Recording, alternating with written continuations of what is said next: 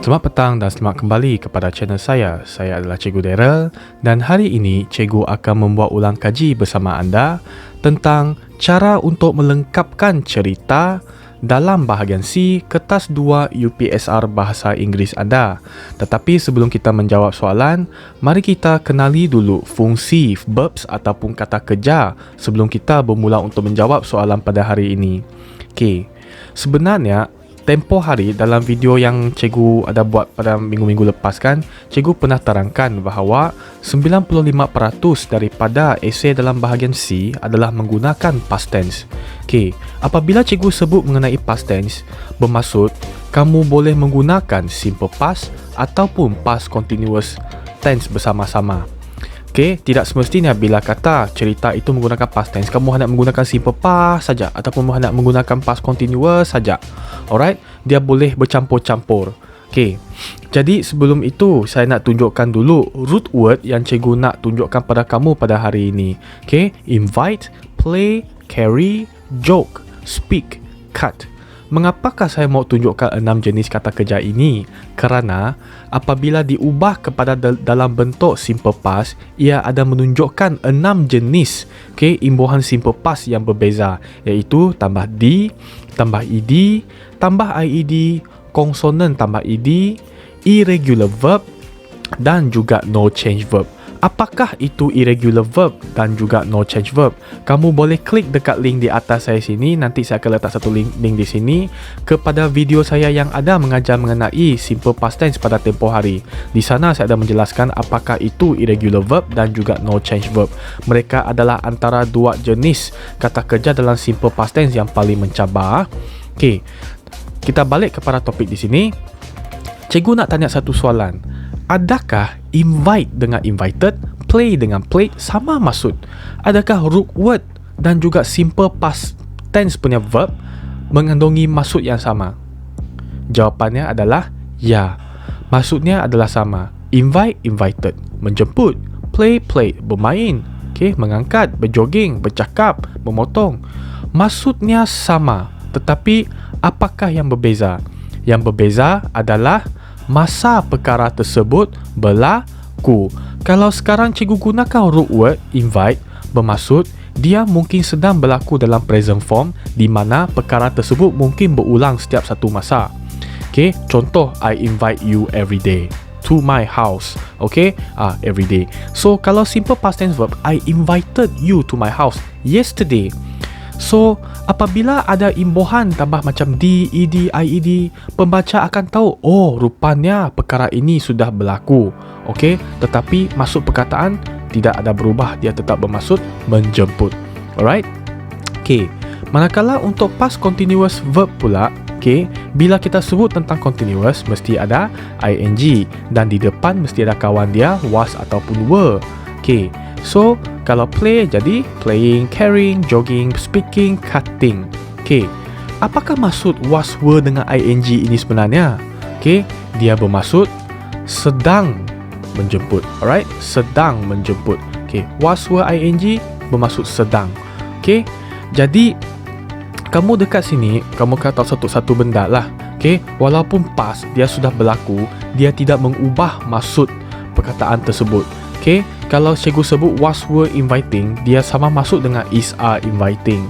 Okey, cuma is, are dengan was, were membezakan bilakah perkara tersebut berlaku, sama ada berlaku sekarang, present continuous, ataupun sudah berlaku past. Alright? Okey, so were playing, was playing, sedang bermain, sedang mengangkat, sedang berjoging, sedang bercakap, sedang memotong. Alright? Jadi secara ringkasnya, saya nak bagi tahu dengan kamu, okey, formula untuk menulis dalam esei supaya kamu faham bagaimana cara penggunaan kata kerja tersebut. Ingat saja, kalau dalam bahasa Melayu, kata kerja dia ada me, ada men, ada meng, ada ber.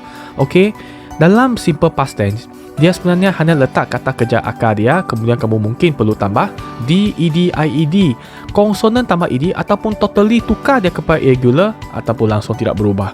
Yang ini sejak paling mencabar dalam bahasa Inggeris kerana kamu perlu ingat 6 jenis simple past tense verb, terutamanya murid yang akan menduduki UPSR.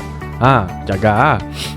Okey, manakala untuk sedang sebenarnya dia hanya menggunakan was ataupun were ing. Okay, segala benda yang cikgu jelaskan di sini hanya penggunaan dalam past tense. Okay, untuk menulis esei section C. Okay, tapi kalau kamu menggunakan is, are, ing, boleh, dia pun bermaksud sedang. Cuma dia bukan gunakan untuk past tense, dia gunakan untuk present continuous yang bermaksud sekarang lah. Okay, jadi kamu ingat saja, asalkan section C, tulis cerita, sudah berlaku, gunakan bend formula ini. Alright? Okay, ingat lah. Okay, mari kita tengok soalan untuk hari ini. Soalan menunjukkan, tengok gambar itu. Okay, ada sekumpulan orang sedang bergotong royong. Alright. So sekarang stimulus yang dia bagi di sini, okay. Last Saturday, my friends and I joined a volunteer program to clean the river. Alright. So you have to continue from here. So nanti esei kamu apabila mengira patah perkataan, kamu hanya boleh mengira patah perkataan yang diri kamu sendiri tulis sahaja dan bukannya jawapan yang sudah disediakan di sini. Okay? Alright. So sekarang mari kita tengok dulu, okay, analisis soalan yang cikgu buat. Mengapa cikgu pangkah perkataan di atas? Kerana perkataan di atas sudah digunakan di bawah. Malah baru saja ayat pertama dan kedua, perkataan river sudah berlaku 2 kali. Lagilah saya tidak mau gunakan dia begitu banyak kali. Kerana takut saja kalau dalam penulisan esei bahagian C, pemeriksa akan balik-balik nampak kamu gunakan perkataan yang sama, jadi repetition akan berlaku. Okey, jadi saya tidak maulah nanti markah kamu dipotong. So hari ini cikgu hanya bagi kamu saja, bagi tahu kamu saja cara untuk menulis lah bahagian ini tanpa menggunakan perkataan yang sudah digunakan. So sekarang cikgu sudah grupkan perkataan-perkataan yang belum digunakan dalam satu jadual seperti mana yang kamu nampak di depan skrin kamu sekarang. Okay, jadual ini ruangan oren sebenarnya adalah kembangan idea kamu lah. Kalau kamu ada ayat lebih nak tambah, isi lebih nak tambah, boleh tambah di kiri ataupun kanan. Okay, menunjukkan depan ataupun belakang ayat kamu lah. Okay, so sekarang yang hijau adalah subjek, verb adalah kuning adalah kata kerja, merah adalah adjektif dan biru adalah objek. So nanti masa ujian kamu lukiskan jadual ini, okay, kemudian kamu ambil setiap kataan yang belum lagi digunakan, letak dalam sini, letak dalam kumpulan. Okay, so ini cikgu yang buatlah dalam kumpulan. Rubbish dalam objek, irresponsible dalam visitors. Okay, ada maksud dia saya buat ini. Sebenarnya dalam video yang lepas saya pun pernah buat macam ni. Okay, so selepas ini dah kamu identify, dah kamu kenal pasti mana satu perkataan dalam mana satu kumpulan, maka barulah kamu mula satu perkataan, satu ayat yang bermaksud setiap perkataan yang kamu ambil yang dari atas tadi, bina satu ayat. Jangan gabung dengan ayat lain. Alright? Kamu buat step by step dulu. Okay? So, contoh, rubbish. Tengok apa yang boleh buat. Maksudnya saya kena cari satu subjek pronoun, satu kata kerja dan ataupun kalau ada adjektif lah untuk menghabiskan satu ayat ini dengan ada wujudnya perkataan rubbish sebagai objek. So, ini yang cikgu buat. The river, sebab ini asal dari soalan kan, kena sambung kan. Jadi the river was full of rubbish. Okay, settle. Okay, yang kedua, jangan nak fikir pasal nak ayat berbunga dulu. Bunga-bunga tu kita set kemudian. Alright, recreational place, tempat rekreasi.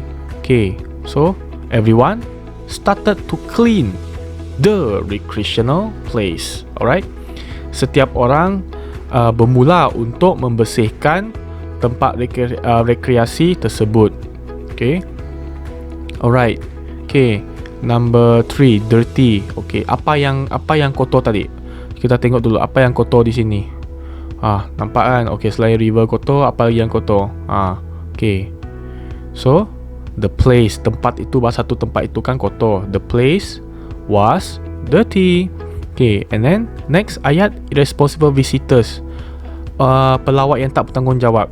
Okay, pelawat yang tak bertanggungjawab, tengok menyebabkan tempat-tempat ini kotor kerana mereka membuang banyak sampah. Okay, irresponsible visitors, true. Okay, true, simple past tense for throw. True rubbish. Okay, true rubbish. Okay, next, grass. Grass, apa pula dengan grass? Okay, mungkin ini sedang memotong. Alright. Okay, apa lagi? Mungkin ini pun sedang dia raking the grass. Alright. Okay, so tengok apa boleh buat sini. Cikgu bagi nama Ali. Okay, Ali mungkin kan tadi dia cakap my friends and I. So Ali ini saya bagi nama dengan salah seorang daripada kawan saya lah. Okay, Ali was cutting the long grass. Saya tambah adjektif lah. Okay, rumput yang panjang itu, was cutting the long grass. Okay, siap satu ayat. Next, rag. Rag, siapa yang gunakan rag? Okay, ini laki ni yang pakai rag. Okay, jadi saya bagikan satu nama saja untuk laki itu kerana memandangkan kamu sama-sama mengikuti program membuat kerja amal, mestilah kamu akan berkenalan antara satu sama lain kan. Jadi cikgu hanya bayangkanlah, okay, saya dan kawan saya sudah kenal dengan pakcik itu. Jadi saya namakan nama kepala pakcik itu sebagai Pak Samad. So Pak Samad used a rake, menggunakan satu rake. You know what is rake? Yang dia tengah guna untuk mencakar-cakar dekat rumput sana tu, itu adalah rake. Alright? Okay. Next, siapa happy? Kamu happy, saya happy, semua happy. So setiap orang happy, berasa gembira. All of us were happy. Okay. Jadi sekarang, puas hati ke tidak kamu dengan jawapan macam ni? Okay. Kalau sekarang kamu buat macam ini, sebenarnya kamu sudah dalam on the right track lah. Sekurang-kurangnya setiap kataan kamu sudah bina satu ayat. Okay, next step adalah kamu perlu mencantikkan ayat tersebut. Okay, bagaimana nak mencantikkan ayat dia? Tengok perkataan warna hijau cikgu. Okay, the river was full of rubbish. Depan sini memang tak boleh tambah apa-apa kerana kita mengikut contoh soalan di sini. The river. Okay, so dia sini memang kamu dengan the river lah. The river was full of rubbish. Okay, everyone started to clean the recreational place. Bila kamu sampai tempat sana untuk membersihkan tempat tersebut, adakah kamu perlahan-lahan saja buat? Tak apalah, hari ini tak siap, besok datang lagi. Adakah perangai macam tu? Tiada kan. Mesti kamu sampai sana tengok, kotornya. Mesti kamu mau cepat-cepat untuk habiskan dia, supaya kamu cepat mula, cepat balik, cepat siap. Okay, so